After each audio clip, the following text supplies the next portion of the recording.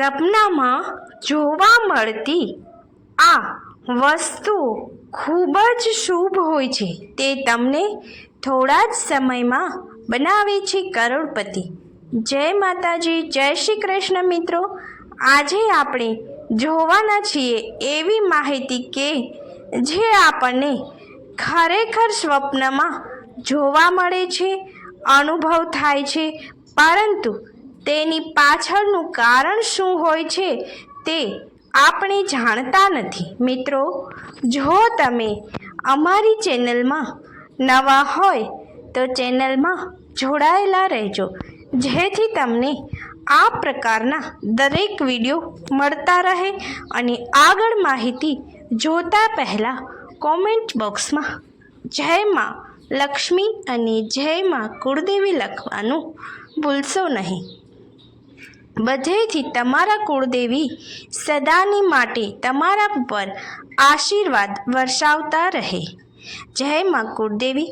મિત્રો, તમને જણાવતા આનંદ થાય છે કે અમુક સંકેતો સ્વપ્નમાં આવતા શુભ માનવામાં આવે છે અને ભગવાન અમુક સંકેતો એવા પણ આપે છે કે જે ખૂબ જ ગંભીર હોય છે, અશુભ હોય છે.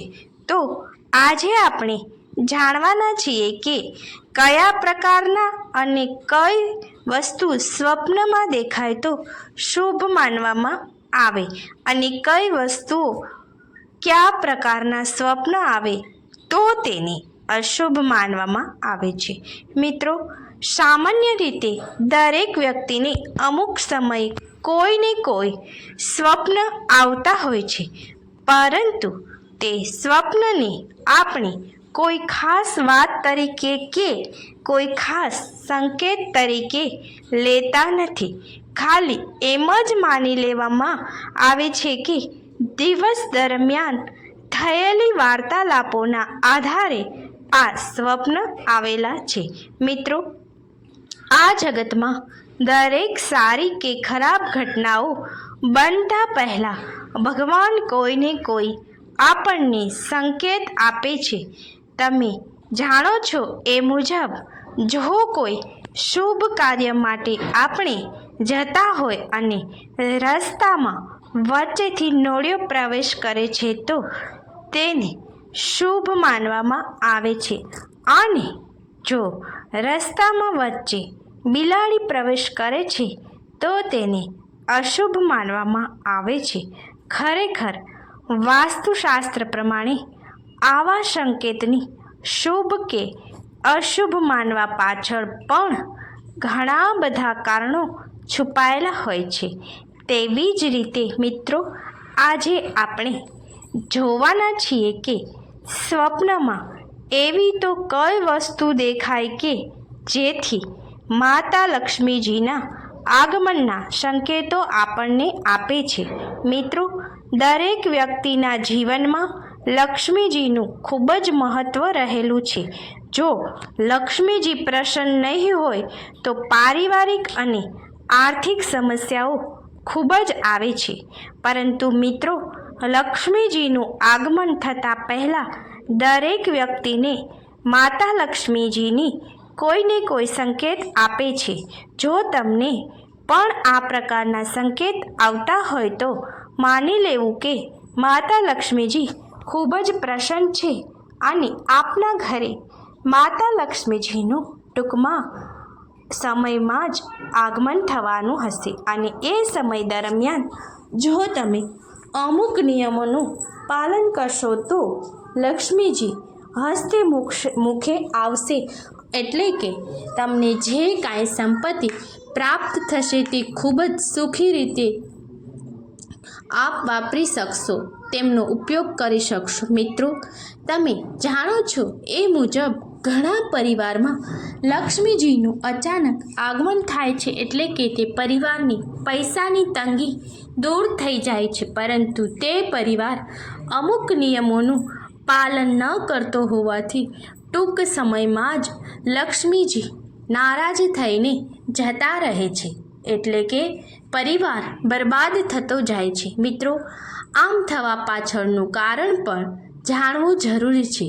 જો મિત્રો તમને સ્વપ્નમાં ગુલાબનું ફૂલ દેખાય તો તેને ખૂબ જ શુભ માનવામાં આવે છે, કારણ કે દેવી લક્ષ્મીજીને ગુલાબનું ફૂલ ખૂબ જ પસંદ છે. માટે લક્ષ્મીજીના આગમન થતાં પહેલાં જો તમને સપનામાં ગુલાબનું ફૂલ સૂંઘતા હોય એવો ભાસ થાય કે ગુલાબના ફૂલ લઈ અને માતાજીને અર્પણ કરતા હોય એવો કોઈ ભાસ થાય તો જરૂર માની લેવું કે દેવી લક્ષ્મીજીનું આગમન આપના ઘરે ટૂંક જ સમયમાં થનાર છે અને તે પ્રકારના સ્વપ્ન ખૂબ જ શુભ માનવામાં આવે છે. મિત્રો, હવે આગળ આપણે જોઈશું કે બીજા કયા પ્રકારના સંકેતો મળે તો તેને ખૂબ જ શુભ માનવામાં આવે છે અને કયા પ્રકારના સંકેતો મળે તો તેને અશુભ માનવામાં આવે છે. તો ચાલો જાણીએ આગળ હવે કે કયા પ્રકારના સંકેતો શુભ માનવામાં આવે છે. મિત્રો, જો આપને સ્વપ્નમાં કોઈ એવું ઝાડ દેખાય છે કે તેના ઉપર ખૂબ જ ફળો આવેલા છે તો આ એક શુભ સંકેત માનવામાં આવે છે. આ સંકેત એવું બતાવે છે કે તમારી નોકરી તથા તમારા ધંધામાં ખૂબ જ બરકત થશે અને પૈસાની તંગી હંમેશને માટે દૂર થઈ જશે, એટલે કે ધનવાન બની જશો એવા સંકેત આપે છે. આગળ આપણને જણાવવા માગું છું કે જો આ પ્રકારના સંકેત મળે તો તેને ખૂબ જ શુભ માનવામાં આવે છે. જો મિત્રો તમે ક્યારેય પણ સ્વપ્નમાં ખોપડી જુઓ છો, એટલે કે તમારું કપાળ કે બીજા કોઈ અન્યનું મુંડન કરેલું કપાળ દેખાય છે, એટલે કે માથું જોવા મળે છે, એટલે કે આ પ્રકારની ખોપડી સ્વપ્નમાં તમને જો જોવા મળે તો એ એવો સંકેત આપે છે કે તમારું આયુષ્ય ખૂબ જ લાંબુ છે અને પારિવારિક જીવન ખૂબ જ સુખમય થવાના સંકેત આપે છે. તે ઉપરાંત પરિવારના કોઈ વડીલનું લાંબુ આયુષ્ય હોય તેવો તે સંકેત આપે છે. આ ઉપરાંત જો મિત્રો તમને સ્વપ્નમાં ખંજવાળ આવે છે કે બીજા કોઈ વ્યક્તિને ખંજવાળતા હોય એવું સ્વપ્ન આવે છે તો તેને ખૂબ જ શુભ માનવામાં આવે છે, કારણ કે આ સ્વપ્ન એવા સંકેત આપે છે કે પરિવારના કોઈ સભ્ય બીમારીથી પીડિત હોય તો તે જલ્દી સ્વસ્થ થવાના છે અને પરિવારમાં કોઈ સભ્ય પીડિત હોય તો તેને રોગથી છુટકારો પણ મળવાનો આ સંકેત આપે છે. તે ઉપરાંત મિત્રો હજુ ઘણા બધા સંકેતો એવા છે કે જે સંકેતો મળવાથી ખૂબ જ શુભ અને અશુભ પણ માનવામાં આવે છે. જો મિત્રો રાત્રિના સમયે આપને ઊંઘમાં એટલે કે સ્વપ્નમાં કોઈ ડરામણું સ્વપ્ન આવે તો તેને અશુભ માનવું નહીં, કારણ કે તે આપને એવો સંકેત આપે છે કે આપ જે પણ કાર્ય કરશો તેમાં અચૂક તમને સફળતા મળશે. કોઈ પણ પ્રકારની ગભરાવાની કે ડરવાની જરૂર નથી. મિત્રો, આ એક ડરામણું સ્વપ્ન એ શુભ સંકેત છે. ઘણા લોકો એવું પણ માને છે કે આ પ્રકારે ડરામણું સ્વપ્ન આવવાથી શુભ થાય છે, પરંતુ આ પ્રકારનું સ્વપ્ન એ ખરેખર શુભ માનવામાં આવે છે. આ સ્વપ્ન આપને દરેક મનોકામના પૂર્ણ થવાની સંકેતો આપે છે. જો મિત્રો સ્ત્રીઓને સ્વપ્નમાં વાળને ઓળવા, વાળ ધોવા કે કાપવા એવા સ્વપ્ન આવે તો તેને ખૂબ જ શુભ માનવામાં આવે છે. આ સ્વપ્ન તીર્થયાત્રા થવાનું શુભ સંકેત આપે છે. તે ઉપરાંત જો આપણે રાત્રે સ્વપ્નમાં પોપટ જોવા મળે કે પોપટ બોલતો સાંભળવા મળે છે તો તે ખૂબ જ શુભ સંકેત માનવામાં આવે છે, કારણ કે પોપટની વાણી ખૂબ જ પ્રિય માનવામાં આવે છે. તેવી જ રીતે આપ પણ કૌટુંબિક જીવનમાં ખૂબ જ ઊંચું સ્થાન પ્રાપ્ત કરો તથા માન સન્માન મેળવો, એ પ્રકારે તે શુભ સંકેત માનવામાં આવે છે. જો મિત્રો તમને રાત્રે એવા સ્વપ્ન આવે છે કે તમે ખૂબ જ ગરીબ છો અથવા કોઈની હરોળમાં બેઠા છો અને તે લોકોની સાપેક્ષે તમે ખૂબ જ ગરીબ છો તો ગભરાવવાની જરા પણ જરૂર નથી. મિત્રો, આ પ્રકારના સ્વપ્ન ખૂબ જ શુભ માનવામાં આવે છે, કારણ કે દેવી લક્ષ્મીજી આપને એ સંકેત આપે છે કે આજે તમે જે કાંઈ સ્વપ્ન જુઓ છો એમાં તમે ગરીબ છો, પરંતુ એવું જુઓ છો કે આવતીકાલ તમારા માટે ખૂબ જ શુભ હશે. કારણ કે દેવી લક્ષ્મીજી જ્યારે પણ પ્રસન્ન હોય છે અને એ આપના ઘરે આગમન થવાનું હોય છે ત્યારે આ પ્રકારના આપણને સ્વપ્ન જોવા મળે છે. મિત્રો, જ્યારે પણ તમને એવું લાગે છે કે સ્વપ્નમાં હું ખૂબ જ ગરીબ હોય અને મારી ઉપર કોઈ પણ આફત આવી પડેલી હોય, જે આવું સ્વપ્ન જો તમને આવે તો તેને તમારે ખૂબ જ શુભ માનવું જોઈએ. આ સ્વપ્ન ખૂબ જ શુભ માનવામાં આવે છે. મિત્રો, આપને જણાવતા આનંદ થાય છે કે આ પ્રકારના સંકેતો મળે છે તો તુરંત જ દેવી લક્ષ્મીજીની પૂજા અર્ચના કરવી જોઈએ.